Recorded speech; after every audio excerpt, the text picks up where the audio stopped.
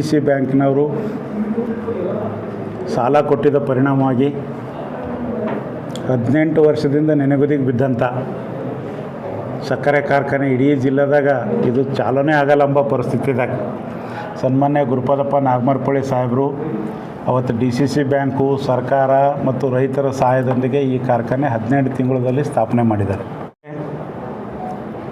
ವಾರ್ಷಿಕ ಮಹಾಸಭೆಗಳಲ್ಲಿ ಆಗಿರ್ತಕ್ಕಂಥ ನಿರ್ಣಯ, ಜಿಲ್ಲಾಧಿಕಾರಿಗಳ ನೇತೃತ್ವದಲ್ಲಿ ಆಗಿರ್ತಕ್ಕಂಥ ನಿರ್ಣಯಗಳು, ಜಿಲ್ಲಾ ಉಸ್ತುವಾರಿ ಮಂತ್ರಿಗಳು, ಮಾನ್ಯ ಮುಖ್ಯಮಂತ್ರಿಗಳ ಮಟ್ಟದಲ್ಲಿ ಆಗಿರ್ತಕ್ಕಂಥ ನಿರ್ಣಯಗಳು, FRPಗಿಂತ ಹೆಚ್ಚಿನ ಹಣ ಕೊಟ್ಟಿದ್ದ ಪರಿಣಾಮವಾಗಿ ಅಧಿಕ ಬಡ್ಡಿ ಭಾರದಿಂದಾಗಿ ಇವತ್ತು ನಾರಂಜ ಸಹಕಾರ ಸಕ್ಕರೆ ಕಾರ್ಖಾನೆಗೆ 669 ಕೋಟಿ ಸಾಲ ಆಗಿದೆ.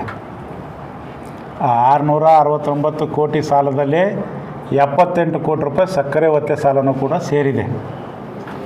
ಈ ಸಕ್ಕರೆ ಒತ್ತೆ ಸಾಲ ರಿಕವರಿಗೆ ಸಂಬಂಧಪಟ್ಟಂತೆ ಇವತ್ತು DCC ಬ್ಯಾಂಕಿನ ಅಧಿಕಾರಿಗಳು, ಸಿಬ್ಬಂದಿ ವರ್ಗದವರು ನಮ್ಮ ಕಾರ್ಖಾನೆಗೆ ಆಗಮಿಸಿದರು.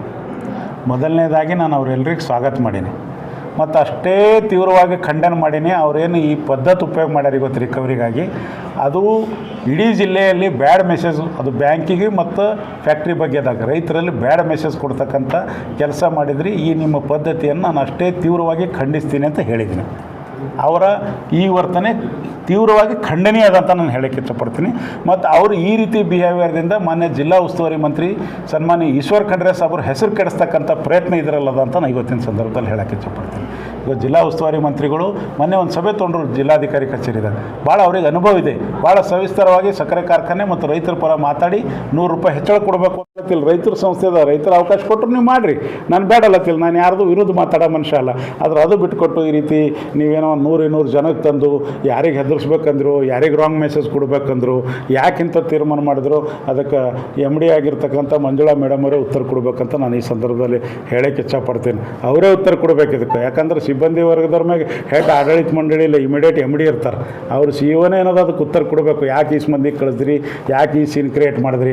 ಮತ್ತು ನಾನು ಇವತ್ತು ಹೇಳ್ತೀನಿ, ಈ ಘಟನಾದಿಂದ ನಮ್ಮ ಫ್ಯಾಕ್ಟ್ರಿಗೆ ಏನಾರ 1 ಟನ್ನೇ ಕಬ್ಬು ಬಂತು, ಅದರಿಂದ ಏನಾರ ಲಾಸ್ ಆಯ್ತು ಅಂದ್ರೆ ಇವತ್ತು ಎಷ್ಟು ಮಂದಿ ಬಂದಾರ ಹೊಸ ಮಂದಿ ಮೇಲೆ ರಿಕವರಿ ನೋಟಿಸ್ ಜಾರಿ ಮಾಡಬೇಕಾಯ್ತು. ಇವತ್ತು ನಮ್ದು ಹೈಕೋರ್ಟ್ದಾಗ ಸ್ಟೇ ಇದೆ, ಹೈಕೋರ್ಟ್ದಾಗ ಕಂಟೆಂಪ್ಟ್ ಆರ್ಡರ್ ಇದೆ. ಅವ್ರು ಬೋದದವ್ರಿಗೆ ಬರ್ಲಿಕ್ಕೆ ಬರಲ್ಲ, ಆದರೂ ಬಂದಾರ. ಈಗ ನಾ ಮನಸ್ಸು ಮಾಡಿದ್ರೆ ಅಷ್ಟು ಮಂದಿ ಮ್ಯಾಗೆ ಹೈಕೋರ್ಟ್ನಾಗ ಕಂಟೆಂಪ್ಟ್ ಕೇಸ್ ಹಾಕ್ಬೋದು. ಆದರೂ ನನಗದ್ರ ಉದ್ದೇಶ ಇಲ್ಲ. ಬ್ಯಾಂಕು ಮತ್ತು ಫ್ಯಾಕ್ಟ್ರಿ ಅಣ್ಣತಂಬರು ಇದ್ದಂಗಿದ್ದೆವು. ನಾವು ಅವ್ರ ಜೊತೆ ಹೊಂದಾಣಿಕೆ ಮಾಡ್ಕೊಂಡು ಹೋಗಕ್ಕೆ ತಯಾರಿದ್ದೀನಿ. ಈಗಲೂ ನಾವು ಅವ್ರಿಗೆ ಮಾತು ಕೊಟ್ಟೀನಿ, ನಂದು ಮೊದಲ ಆದ್ಯತೆ ರೈತರ ಪೇಮೆಂಟ್, ಮೊದಲ ಆದ್ಯತೆ ರೈತರ ಪೇಮೆಂಟ್, ಸಪ್ಲೈಯರ್ ಪೇಮೆಂಟ್, ಸಿಬ್ಬಂದಿ ವರ್ಗ ಪೇಮೆಂಟ್ ಎಲ್ಲ ಕ್ಲಿಯರ್ ಆಗಿದ ಮ್ಯಾಗ ನಾವು 20 ಕೋಟಿ ರೂಪಾಯಿ ಅವ್ರಿಗೆ ಮಾರ್ಚ್ದಾಗ ಕಟ್ತೀನಿ ಅಂತ ಹೇಳತ್ತೀನಿ. ಅದನ್ನು ಅವ್ರು ಅರ್ಥ ಮಾಡ್ಕೋಬೇಕು. ಅದಕ್ಕೆ ಅವ್ರ ಮುಂದೂ ಹೇಳೇನೋ ನಿಮಗೂ ಹೇಳತ್ತೀನಿ, ಛೋಟಾ ಮನುಷ್ಯ ಕೊಯ್ ಬಡಾನೇ ಹೋತಾ, ಟೂಟಾ ಮನುಷ್ಯ ಕೊಯ್ ಖಡಾನೇ ಹೋತಾ. ಇದು ಮಹಾತ್ಮ ಬುದ್ಧ ಹೇಳಿದ ಮಾತದ, ದೊಡ್ಡವರು, ನಾ ಹೇಳಿದಲ್ಲ. ಮನಸ್ಸು ದೊಡ್ಡದು ಮಾಡಿರಿ. ಎಲ್ಲರ ಸಣ್ಣ ಮನಸ್ಸು ಮಾಡಿದ್ರಿ ಅಂತಂದ್ರೆ ಸಂಸ್ಥೆ ಉಳಿಸ್ಲಿಕ್ಕಾಗಲ್ಲ. ಸಂಸ್ಥೆ ಎಷ್ಟು ಕೆಳಗೆ ಹೋಗ್ಲತ್ತದ, ಎಷ್ಟು ಅಧೋಗತಿಗೆ ಹೋಗ್ಲತ್ತದ, ಏನು ಹಾಲತ್ ಆಗ್ಲತ್ತದ, ಎಷ್ಟು NP ಆಗ್ಲತ್ತದ, ಇದು ಅರ್ಥ ಮಾಡ್ಕೊರಿ. ಇದಕ್ಕೆ ದಯವಿಟ್ಟು ಕೂಡಲೇ ಜಿಲ್ಲಾ ಉಸ್ತುವಾರಿ ಸಚಿವ ಸನ್ಮಾನ್ಯ ಈಶ್ವರ್ ಖಂಡ್ರೆ ಅವ್ರಿಗೆ ನಾನು ಕೈ ಜೋಡಿಸಿ ವಿನಂತಿ ಮಾಡ್ತೀನಿ. ಕೂಡಲೇ ತಾವು ಬ್ಯಾಂಕ್ ಮತ್ತು ಫ್ಯಾಕ್ಟ್ರಿಗಳ ಸಭೆ ಕರಿಬೇಕು, ಇದಕ್ಕೆ ಪರಿಹಾರ ಹುಡುಕಬೇಕು, ರೈತರು ಉಳಿಬೇಕು. ಈ ಸಂಸ್ಥೆಗಳು ಮುಳುಗಿದ್ರೆ ಲಕ್ಷಾಂತರ ಜನ ಆತ್ಮಹತ್ಯೆ ಮಾಡ್ಕೊಳ್ತಕ್ಕಂಥ ಪರಿಸ್ಥಿತಿ. ತಾವು BSSK ಅಧ್ಯಕ್ಷರಾಗಿ 2 ಅವಧಿ ಕೆಲಸ ಮಾಡಿದ್ರಿ. ತಮ್ಗೆ ಗೊತ್ತದ, ಒಂದೇ ಫ್ಯಾಕ್ಟ್ರಿ ಇದ್ದಾಗ ಕಬ್ಬು ಜನ ರೈತರು ಕಡ್ದು ಹಾಕಿದ್ರು. ಇವತ್ತೆಲ್ಲ ಫ್ಯಾಕ್ಟ್ರಿಗಳು ಹೆಚ್ಚಾಗ್ಯಾವ. ರೈತರಿಗೊಂದು ತಾಕತ್ತು ಬಂದದು, ರೈತರಿಗೊಂದು ಶಕ್ತಿ ಬಂದದು. ಇವತ್ತು 2600 2700 ಪೇಮೆಂಟ್ ಕೊಡ್ಲತ್ತಿ ಮೇಲೆ ರೈತರದಾಗ ಒಂದು ವಿಶ್ವಾಸ ಬಂದದು. ಇಂಥ ಟೈಮಿನ ನಾವು ಕಾರ್ಖಾನೆ ಮುಳುಗ್ಸೋ ಮಾತು ಯಾರೂ ಆಡಬಾರ್ದು. ನಾ ಅಷ್ಟೇ ಕಳಕಳಿ ಬ್ಯಾಂಕ್ನೂ ಮುಳುಗಬಾರ್ದು ಅಂತ ಅಲ್ಲತ್ತೀನಿ. ಬ್ಯಾಂಕ್ನೂ ಮುಳುಗಬೇಕಂಬುದು ನಮ್ಮ ಉದ್ದೇಶ ಇಲ್ಲ. ಅದಕ್ಕೆ ಯಾರು ಹಿರಿಯರಿದ್ರಿ ಜಿಲ್ಲಾದಾಗ, ನೀವೆಲ್ಲ ಶಾಸಕರು, ಜಿಲ್ಲಾ ಉಸ್ತುವಾರಿ ಮಂತ್ರಿಗಳು, ನೀವೆಲ್ಲರೂ ಒಂದು ಕಡೆ ಕುಂತು ಒಂದು ಸಭೆ ಕರೀರಿ, ಇದಕ್ಕೊಂದು ಪರಿಹಾರ ಹುಡುಕ್ರಿ.